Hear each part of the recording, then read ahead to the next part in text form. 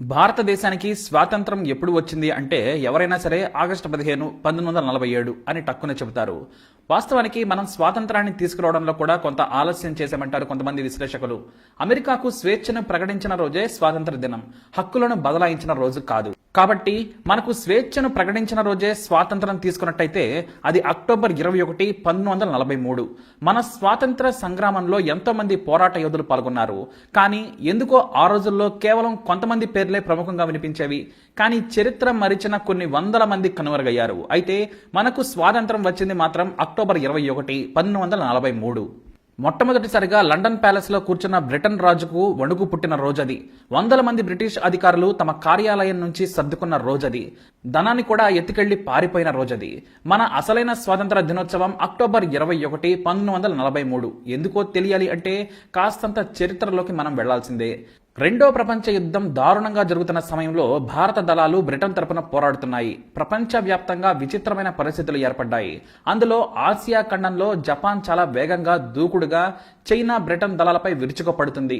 అదే సమయంలో జపాన్లో ఉన్న భారత సంగ్రామ నాయకులు ఏకమయ్యారు. వారిలో రాస్ బిహారీ బోస్ ఒకరు. ఆయన వేరువేరు దేశాల్లో పనిచేసి బ్రిటిషర్లకు వ్యతిరేకంగా పోరాడారు. ఆయన్ను పట్టించిన వారికి ఆ రోజుల్లోనే వేలాది రూపాయల రివార్డు కూడా ప్రకటించింది బ్రిటన్ రాణి. కానీ ఆయన వారికి ఎక్కడా చెక్కలేదు. బర్మా నుంచి ఫిలిప్పీన్స్ వరకు ఎన్నో దేశాలు తిరిగారు. చివరకు జపాన్ లో సెటిల్ అయ్యారు. అక్కడే బేకరీ ఓనర్ కూతురును పెళ్లి చేసుకున్నారు.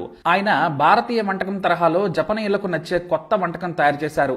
ఇప్పటికీ ఆ కూర జపాన్ లో చాలా ఫేమస్. ఇక జపాన్ లో ఇండియన్ ఇండిపెండెన్స్ లీగ్ ను ఏర్పాటు చేశారు ఆయన. అయితే భారత స్వాతంత్ర పోరాటంలో గాంధీ తరహా పోరాటాన్ని ఆయన ఒప్పుకునేవారు కాదు. గెరిల్లా తరహా అగ్రెసివ్ పోరాటాలతోనే స్వాతంత్రం సాధ్యమని భావించేవారు. ఆయన సుభాష్ చంద్రబోస్ సిద్ధాంతాలనే బలంగా నమ్మారు. ఎందుకంటే 2 దశాబ్దాలు పోరాడినా బ్రిటన్లు కదలలేదు. దీంతో ఆజాద్ హిందూ ఫౌజును ఏర్పాటు చేశారు బోస్. దెబ్బకు దెబ్బ తీస్తేనే బ్రిటన్లు భయపడతారని భావించేవారు. అదే సమయంలో జపాన్ దూకుడును చూసిన రాస్ బిహారీ బోస్ తన పరిచయాలను ఉపయోగించుకున్నారు. జపాన్ ఆర్మీ చీఫ్ తో మాట్లాడి బ్రిటన్ కు వ్యతిరేకంగా తాము మలేషియా, ఫిలిప్పీన్స్ లో సాయం చేస్తామని ప్రకటించారు. ఎందుకంటే బ్రిటన్ తరపున పోరాడుతున్న సీనియర్ ఆర్మీ ఆఫీసర్లంతా వారికి తెలిసిన వారే. అనుకున్నదే తడవుగా సింగపూర్ లో సమావేశం ఏర్పాటు చేశారు రాస్. దీనికి మొదటిగా స్వామి సత్యానంద్ పూరి, ప్రీతం సింగ్ తో పాటు బ్రిటిష్ ఇండియన్ ఆర్మీ మేజర్ గా ఉన్న అక్రమ్ ఖాన్ ను కూడా ఆహ్వానించారు. నేతాజీ సుభాష్ చంద్రబోస్ సహా మరికొంతమంది పోరాట యోధులు హాజరయ్యారు. వారి వ్యూహం ప్రకారం ఫిలిప్పీన్స్, బర్మా సరిహద్దుల్లో Japan army, British Indian army పోరాడుతుంది. రెండో రోజు జపాన్ తాకిడిని తట్టుకోలేక చేతులెత్తేసింది. ఆ సమయంలో రంగంలోకి దిగిన సుభాష్ చంద్రబోస్, రాస్ బిహారీలు వారిని తమ వైపు తిప్పుకున్నారు. అంటే జపాన్ దళాలకు మన స్వాతంత్ర పోరాట దళాలు సాయం చేస్తాయన్నమాట. దీంతో బ్రిటన్ రాజు వణికిపోయాడు. ఎందుకంటే హేమాహేమీలైన అనుభవం ఉన్న సైనికులు, మేజర్లు, కల్నల్లు సుభాష్ చంద్రబోస్ వైపుకు వెళ్లారు. దీంతో వారు దేశంలో తిరగబడి విప్లవాన్ని సృష్టిస్తే విసిరేసినట్లుగా ఉన్న బ్రిటిష్ ఆర్మీ తట్టుకోలేదు. దీంతో స్వాతంత్రం ఇచ్చేయడం మినహా మరో మార్గం లేదు అని బ్రిటన్ వెన్నులో వణుకు పట్టింది.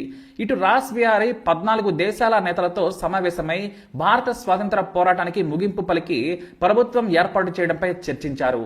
సింగపూర్, జపాన్, మలేషియా, బర్మా సహా ఎన్నో దేశాలు మనకు మద్దతు పలికాయి. ఇండియన్ నేషనల్ ఆర్మీ, జపాన్ దళాలు కలిసిపోయాయి. ఆ తర్వాత బ్రిటన్ అమెరికాపై దాడికి వ్యూహాత్మకంగా పిలుపునిచ్చాయి. వాస్తవానికి వారితో యుద్ధం చేయాలని కాదు, దేశంలోని బ్రిటిష్ పాలకులను వణిగించడానికి. సింగపూర్లో అక్టోబర్ 21, 1943న భారత ప్రభుత్వాన్ని ఏర్పాటు చేశారు సుభాష్ చంద్రబోస్. అందులో మరీ ముఖ్యంగా 3 దళాలను కూడా ఏర్పాటు చేస్తున్నట్లు ప్రకటించారు. Azad brigade, Gandhi brigade, Nehru brigade ను ప్రకటించారు. వారి పేర్ల మీద ఉన్నా కూడా వేలాది మంది సైన్యం ఏ నిమిషమైనా భారత్ లోని బ్రిటిష్ దళాలను దాడి చేయడానికి సిద్ధమయ్యాయి. దీంతో భారత్ కు తాము స్వాతంత్రం ఇస్తామని పోరాట యోధులకు సమాచారం ఇచ్చారు బ్రిటిష్ నాయకులు. ఎక్కడ ఎప్పుడు ఏం జరుగుతుందో బ్రిటిష్ దళాలకు పాలుపోలేదు. ఎందుకంటే హేమాహేమీలైన సైన్యాలంతా స్వాతంత్ర పోరాటంలోకి దిగారు. వారి వెనుక వేలాది మంది భారతీయ సైనికులున్నారు. దీనితో పాటు జపాన్ దళాల మద్దతుంది. తమ పవర్ చూపించేందుకు భారత్ లోని మయన్మార్ సరిహద్దుల్లో ఏకంగా బాంబుల వర్షం కురిపించారు. ఈ హఠాత్ పరిణామంతో బ్రిటన్ బెంబేలెత్తిపోయింది. ఎందుకంటే ఒకవైపు జర్మనీ, ఇటలీ, జపాన్లతో పోరాడలేక అమెరికా సాయం తీసుకున్నారు. ప్రభుత్వాన్ని ఏర్పాటు చేయడమే కాదు, స్టాంపుల దగ్గర నుంచి జాతీయ గీతాలాపన కూడా చేసి యంత్రాంగాన్ని సమాయత్తం చేశారు సుభాష్ చంద్రబోస్. దేవానంద్ బోస్ చైర్మన్ గా జాతీయ బ్యాంకును కూడా ఏర్పాటు చేసింది ప్రభుత్వం. ఆ తర్వాత ప్రభుత్వ కార్యకలాపాలన్నీ భారత సర్కారు పేరు మీదే సాగేవి. అండమాన్ నికోబార్ బర్మాలలో మొత్తం సుభాష్ చంద్రబోస్ చెప్పినట్లు నడిచేవి. ఇక ప్రభుత్వాన్ని ఏర్పాటు చేసిన తర్వాత స్వేచ్ఛగా జపాన్ దళాలు ఇండియన్ నేషనల్ ఆర్మీ సాయంతో మొత్తం బర్మాలోకి వచ్చాయి. యుద్ధం పతాక స్థాయికి చేరే పరిస్థితి ఉండడంతో హెడ్ క్వార్టర్స్ ను రంగునుకు మార్చారు. అయితే ఇండియన్ నేషనల్ ఆర్మీని దెబ్బకొట్టేందుకు దాదాపు 6,000 మంది బ్రిటిష్ ఇండియా సైన్యం మెరుపు దాడి చేసింది. లాంకోన్ ప్రాంతం సహా మొత్తం బ్రిటిష్ చేతికి వచ్చింది. జపాన్ దళాలు వెనక్కి వెళ్లాయి. వ్యూహాత్మక తప్పిదమనుకున్నాయి. దీంతో ఇండియన్ నేషనల్ ఆర్మీకి బ్యాంకింగ్ లేకపోవడం, ఆయుధాలు ఇతర సామాగ్రి అందించేవారు లేకుండా పోయారు. దీంతో 4 రోజుల్లోనే ఇండియన్ నేషనల్ ఆర్మీ ఓటమి చెందింది.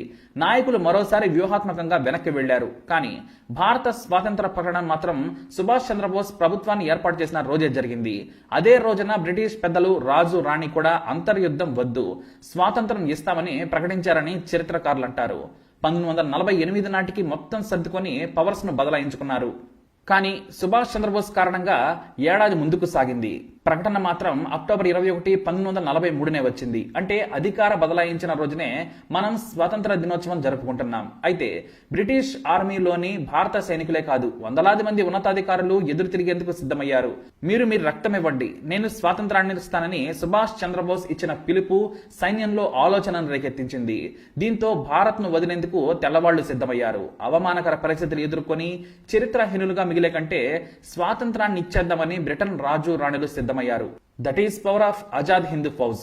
జై హింద్. మరి ఈ వీడియో మీకు నచ్చినట్లయితే తప్పకుండా లైక్ చేయండి, షేర్ చేయండి, మా ఛానల్ని సబ్స్క్రైబ్ చేసుకోండి.